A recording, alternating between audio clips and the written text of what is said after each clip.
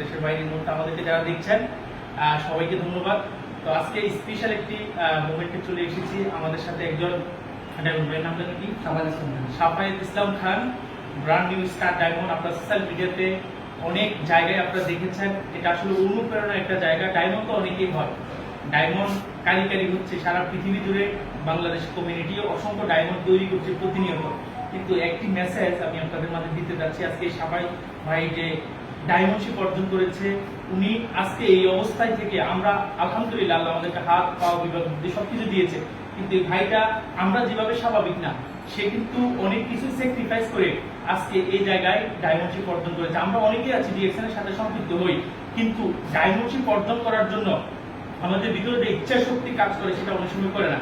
কিন্তু ওই ভাইয়ের আজকে অনেক কিছু কম থাকার পরও আল্লাহ রাব্বুল আলামিন ওনাকে কবুল করেছে এবং ওনার ইচ্ছা শক্তির কারণে আজকে উনি ডায়মন্ডশিপ অর্জন করেছে। এবং উনি আজকে এই ফেনী অফিসে যে কথাগুলো বলছে, যে লিডারের সাথে আমাদের মনোনীত দাদার সাথে যে কথাবার্তা হচ্ছে, যে এখন বলতেছে যে আমার এখন আর বসে থাকার সময় নাই, আমি আমার অ্যাচিভমেন্টের জন্য, আমি সেরা কিছু করার জন্য আমি নিজ থেকে এগিয়ে আসতেছি। তো ভাইয়ের কাছে আমি 30 সেকেন্ড জানতে চাচ্ছি ওনার যে অনুভূতি, স্পেশালি আমি ওনার সাথে দেখা করার জন্য আজকে এখানে এসেছি, ওনার অনুভূতিটা শেয়ার করেন। আমার নাম আরিফুর রহমান।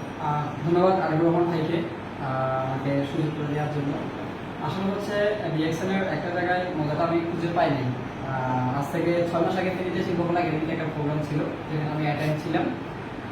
ওখানে আমার থেকেও একজন ব্যক্তি, যিনাকে আমি দেখতে পেরেছি যে হুইল চেয়ারে বসে উনি ডায়মন্ড সেলিব্রেশন নিয়েছে, ওনাকে দেখে মূলত আমি সিদ্ধান্ত নিয়েছি যে আমি তো হাঁটতে পারি, কেন নয়। তারই ধারাবাহিকতায় আমি যতটুকু দেখলাম যে ডিএক্সএন এর ডায়মন্ড ছাড়া কোনো বিকল্প নাই, এবং আজকে আরো নতুন কিছু জানতে পারলাম, শিখতে পারলাম যে আমি মনে করি প্রত্যেকটা ব্যক্তির পক্ষে সম্ভব, যদি সবাই সবার নিজ নিজ জায়গা থেকে যদি সিদ্ধান্ত নিতে পারে, ইনশাল্লাহ আমার মধ্যে এরকম একটা অবস্থানে না, আমার চেয়ে আরো বেটার অবস্থানে যেতে পারবেন। তো এইগুলো বিষয়টা ডিএক্সএন এর একটা জিনিস আমার সবচেয়ে বেশি ভালো লাগলো, সেটা হচ্ছে কি তাদের প্রোডাক্ট এবং কি তাদের যে মার্কেটিং যে সিস্টেমটা, যে পলিসিটা, যে পলিসির কারণে ওয়ার্ল্ডের ভিতরে নাম্বার 1-এ এখনো পর্যন্ত তারা আছেন। তো তাদের ধারাবাহিকতায় DXN number 1 company, number 1 marketing এবং নাম্বার 1 প্রোডাক্ট।